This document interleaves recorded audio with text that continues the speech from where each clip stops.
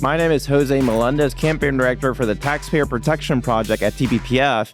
Welcome back to another episode of Taxpayer Empowerment. Today we have on the show Brad Bailey. Brad is the chairman of the Woodlands Township. So it operates differently from other, say, local jurisdictions in Texas. Absolutely. In that it's a township. So why don't we start there? Explain to us what the Woodlands Township is, because I think a lot of Texans don't understand that concept. Yeah, we proudly say we're the only township in Texas, and that's a fact. It started as a development by George Mitchell. A lot of people don't realize Mr. Mitchell developed the Woodlands, but he also founded fracking in the Woodlands. So we have kind of a pioneer spirit, and we understand the importance that energy plays. But as it grew up as a bunch of different muds, and we got put in together. And in 2000, I believe, 10, it got formed into a kind of a special purpose district on steroids with taxing authorities. But it's really a limited government model that works. We outsource everything. I'll give you an example. We're a town of 130,000 people. Our police force is the Montgomery County Sheriffs that we pay for enhanced service. We pay for their cars and all of their equipment and that. But we spend $20 million a year on enhanced public safety for 130,000 people. The city of Conroe, just north of us, has about 130,000. They pay over $50 million for that. We don't have a jail in the Woodlands. We take them to the county jail. We don't have a courthouse in the Woodlands. They go to the courthouse in the county. So it's really utilizing all the county assets. But we have partners in the county and the developer and businesses and water districts and that we have to partner with and work collaboratively. And being one of the most conservative counties in the state, we all are free market thinkers. We understand the importance of low property taxes, and we understand the importance of transparency, and it's just an incredible model that works. And I think the outsourced model works. Instead of growing government and adding more layers and more departments and more things, we outsource and work with our community partners and share in some of those costs, and it's a win-win. So you mentioned low property taxes. Ahead of next session, the chatter is that property tax reform is going to be the number one issue next session. And when you ask most Texans, it's the issue that's top of mind. So on that note, in the last several sessions, the legislature has done a really good job at passing property tax relief, and that excites most Texans. Right. But then they turn around and look at their property tax bill, and it's not necessarily going up or down, I should say. What's the disconnect there at the local level? What's happening when that relief makes its way down from the state down to the local level? Well, I grew up in the restaurant business, so I like to say it's like getting a check from a restaurant. So they give you the bill at the end of the day, and it's all itemized with all your different areas, but everyone's looking at the total. You're looking at the total of what you spend in that. In the Woodlands, we're unique. We have 75% of our community is in Montgomery County, but we do have 25% of it that's in Harris County. We have two different counties that we have to operate. One very, very, very conservative county, the reddest county in Texas, and one very, very blue county. Now, the county commissioner there is an incredible, Mark Ramsey is the only Republican on the court, but still, we have to deal with the decisions that Harris County court take. We have 6 different taxing authorities on the tax bill in Montgomery County. We have 9 taxing authorities in Harris County side of our portion. So when you adding up all of their tax assessments all across the board, people are looking at the total and they get confused. I think they get confused at the total price of what it's costing. And in the Woodlands, we're proud to say we have one of the top 10 lowest property tax rates in the entire state of Texas.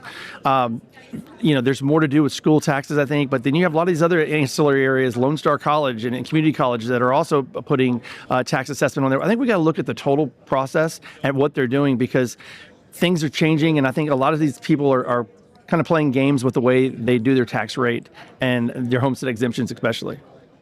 So something that comes to mind is the way that local governments go about spending and budgeting. The Woodlands is held up as a model, a fiscal, responsible model of how to go about things. So what is the Woodlands doing differently in terms of budgeting and spending that other local governments should be following suit? Well, one, we're very transparent in everything that we do, but we run it like a business. We run it like a business. We understand you can't spend above your means. We don't have pensions and unfunded pensions and all the different things that a lot of these cities have.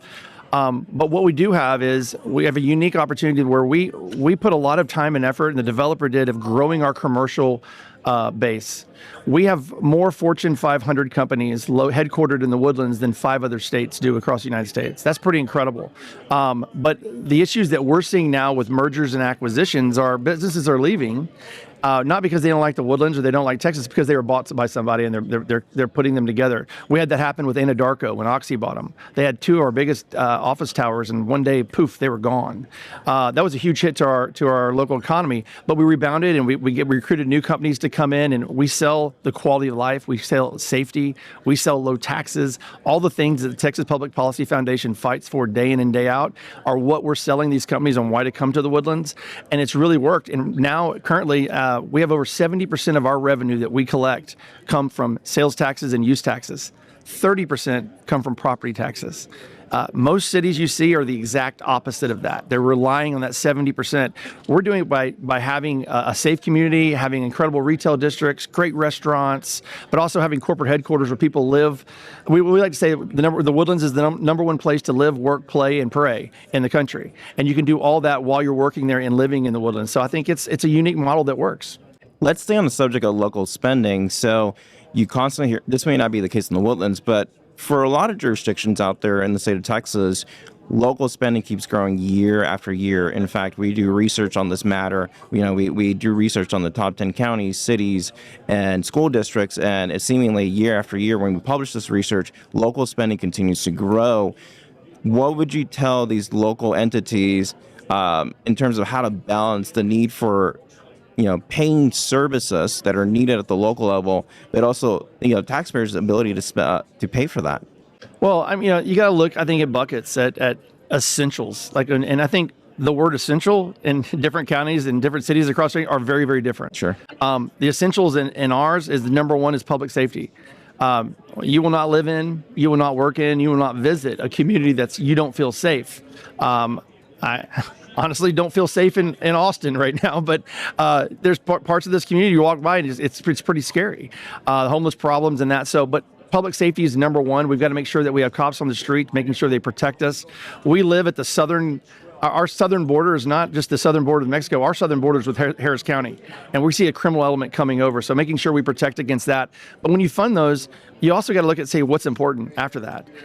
What is needed? What is not needed? How can you do zero-based budgeting as you're looking at this all going across the board? We've got an extremely fiscal conservative CFO, and our CEO, who used to be the former CFO, they run it like a business. And because of that, we have one of the lowest property tax rates. We have zero debt. We have $100 million in the bank where other cities are bobbing and weaving to meet payroll.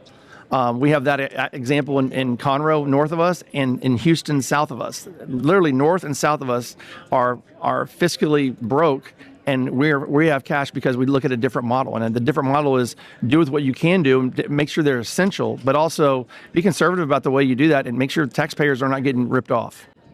So I want to touch on a very specific tool that you've utilized in the Woodlands. It's called a local homestead exemption. Yep. So for our audience, if you would, take a moment to explain what this local homestead exemption tool is, and how is that an avenue to provide more tax relief to taxpayers? The homestead exemption is great. We take a lot of pride. When I came on the board 4 years ago, there was no homestead exemption at all. Zero. So we were brought in a 3% homestead exemption. We increased the exemption for seniors and military veterans and disabled.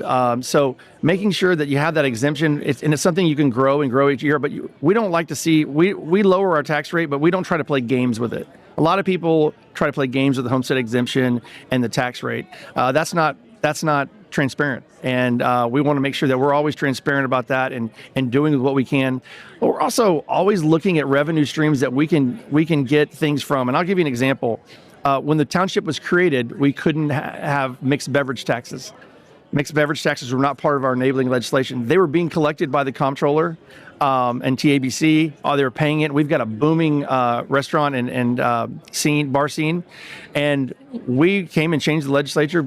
Senator Creighton and Senator Toth carried that bill. It's a local bill, but year one, it brought $1.6 million in revenue that was being collected, but just stayed at the comptroller's office.